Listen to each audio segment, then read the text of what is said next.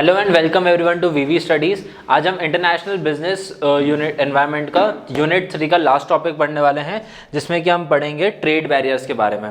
अब trade barriers क्या होते हैं? जब आप किसी कंट्री के साथ में इंटरनेशनल बिजनेस करते हो तो इंटरनेशनल बिजनेस करने के लिए आप किसी कंट्री को डिस्काउंट देते हो, किसी कंट्री के साथ आप बेसिकली डिस्क्रिमिनेट करते हो ताकि आप उससे ज़्यादा बिजनेस ना कर पाओ, तो इसको बोलते हैं ट्रेड बैरियर्स। सो बेसिकली आपको जिस कंट्री के साथ में अपने बिजनेस को एक्सपैंड करना है उनके साथ आप इंपोर्ट एंड एक्सपोर्ट ड्यूटीज देते हैं अलग अलग फॉर्म्स में, जिससे कि आपके बीच का ट्रेड इंक्रीज हो सके। फॉर एग्जांपल जैसे इंडिया रशिया के काफी अच्छे रिलेशन है, तो उनके बीच में काफी सारे ट्रेड बैरियर्स को उन्होंने हटाया है, जैसे जिससे कि बिजनेस इजी हो पाए उन दोनों कंट्रीज के बीच में। बट इंडिया और चाइना, इंडिया पाकिस्तान के क्योंकि रिलेशन अच्छे नहीं है, तो उनके बीच में काफी सारे डिस्क्रिमिनेटरी ट्रेड बैरियर्स लगाए जाते हैं ताकि हम कम से कम इंपोर्ट करें इन दो कंट्री से। क्योंकि इंडिया, हमने देखा है कि इंडिया की डिपेंडेंसी चाइना के ऊपर बहुत ज़्यादा है, और सिर्फ इंडिया के बारे में नहीं, क्योंकि China is the world manufacturing hub, तो काफ़ी कंट्रीज़ का चाइना के ऊपर बहुत ज़्यादा डिपेंडेंसी है, जिसकी वजह से वो उनके ऊपर बहुत ज़्यादा ट्रेड बैरियर्स लगा नहीं पाते हैं। Now coming on to the objectives of trade barriers, कि एक कंट्री क्यों किसी के साथ में ट्रेड बैरियर्स फॉर्म करेगी। To first is to protect home country. अब आप प्रोटेक्ट करते हो एक कंट्री की इकोनॉमी को, आप प्रोटेक्ट करते हो अपनी कंट्री के जो छोटे बिजनेसेस हैं उनको आप प्रोटेक्ट करते हो।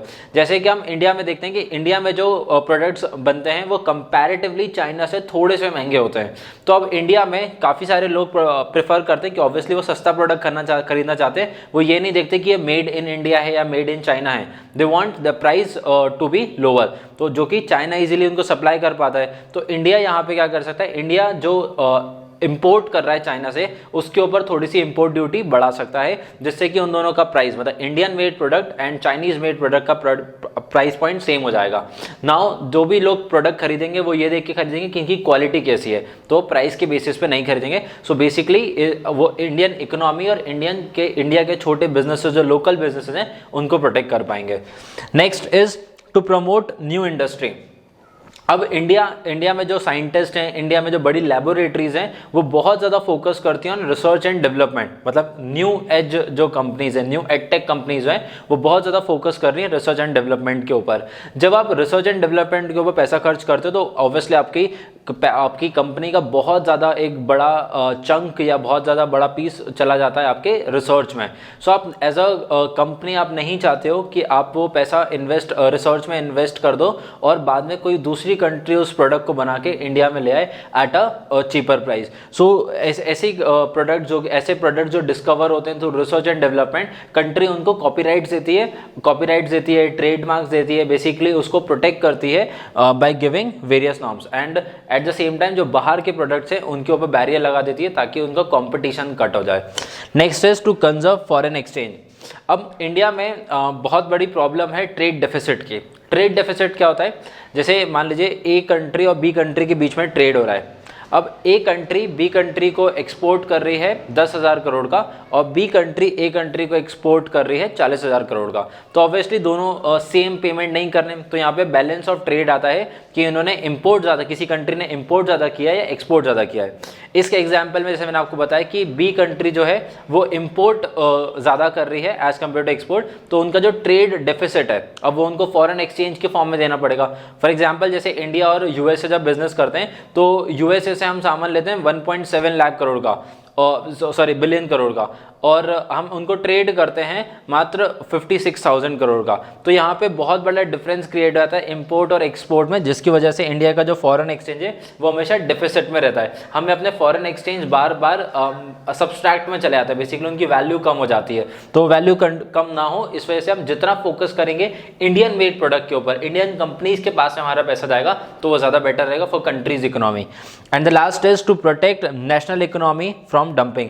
इसी का एक फॉरवर्ड पॉइंट है, क्योंकि हम जब दूसरे बाहर के, जैसे मान लीजिए हम KFC में खाना खा रहे हैं, हम डोमिनोज में खाना खा रहे हैं, हम ऐसे ब्रांड्स के प्रोडक्ट यूज़ कर रहे हैं जो कि बाहर के बने हुए प्रोडक्ट्स हैं। जैसे कि हम आईफोन यूज़ कर रहे हैं, हम सैमसंग यूज़ कर रहे हैं, तो ये सारे प्रोडक्ट जो हैं वो सब बाहर की कंपनी से प्रोडक्ट हैं। इन सब की कंपनीज के हेडक्वार्टर्स जो हैं वो बाहर की कंट्रीज़ में बने हुए हैं। तो जो भी हम चीज़ खरीदेंगे उसका अल्टीमेटली जो पैसा है उसका ओनर के पास जाएगा, जो कि इंडिया के बाहर रहता है, और जो टैक्सेस वो पे करेगा वो भी उसी कंट्री में पे करेगा, जिसकी वजह से हमारी कंट्री में ना उनको टैक्सेस मिलेंगे और ना ही जो ओनर है उस कंपनी का उसका पैसा भी बाहर चला जाएगा। सो अगेन आपकी कंट्री की इकोनॉमी जो है वो डिप्राइव होती जाएगी। तो अगर आपको अपनी इकोनॉमी को बढ़ावा देना है तो आपको लोकल कंपनीज को प्रमोट करना पड़ेगा, जैसे कि मेक इन इंडिया कैंपेन है।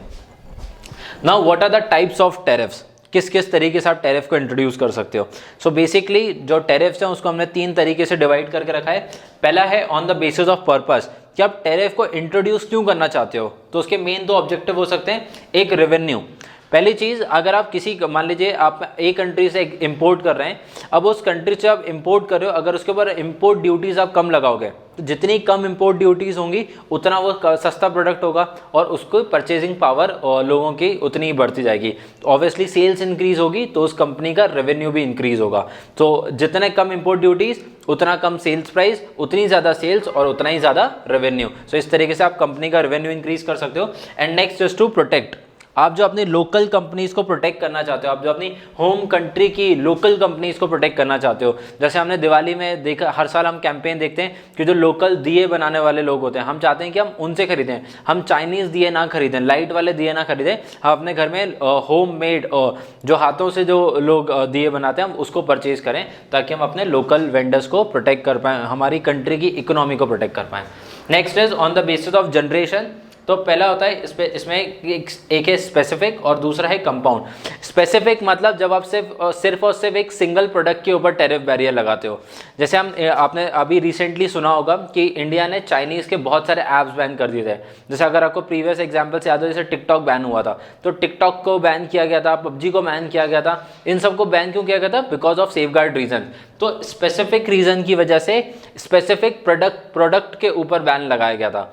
चाइना से जो हम सब कुछ इंपोर्ट करते हैं उन हर एक चीज़ के ऊपर बैन नहीं लगाया था, सिर्फ स्पेसिफिक चीज़ों के ऊपर जिनकी वजह से सिक्योरिटी ब्रीच हो रहा था, हमारा डेटा चाइना में जा रहा था, सिर्फ उनको बैन किया गया था, उनके ऊपर ट्रेड बैरियर लगाया गया था।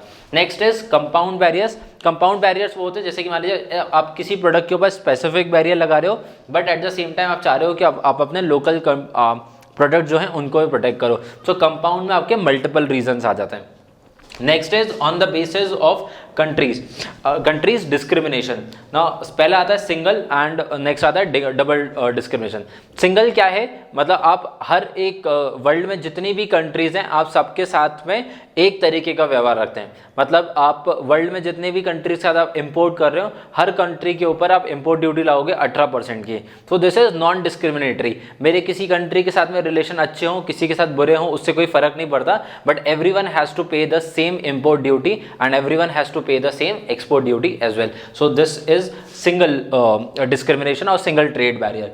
Next is double trade barrier, जिसमें कि आप डिस्क्रिमिनेट करना स्टार्ट करते हो। तो जैसे मैंने पहले एग्जांपल लिया था कि इंडिया के रशिया के साथ रिलेशंस अच्छे हैं, तो जैसे हमें बहुत टाइम से रशिया क्रूड ऑयल में डिस्काउंट दे रहा है हमें, तो वो क्या हो गया? एक तरीके का डिस्क्रिमिनेटरी बिहेवियर हो गया।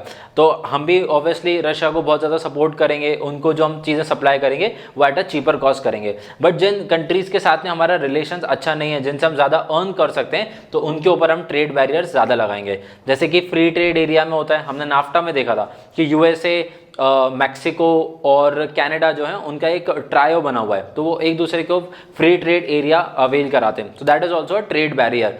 और बाकी कंट्रीज के साथ में वो इंपोर्ट और एक्सपोर्ट ड्यूटीज कलेक्ट करते हैं। So this was example of double trade barriers. I hope this topic was clear to you. Thank you for watching my video.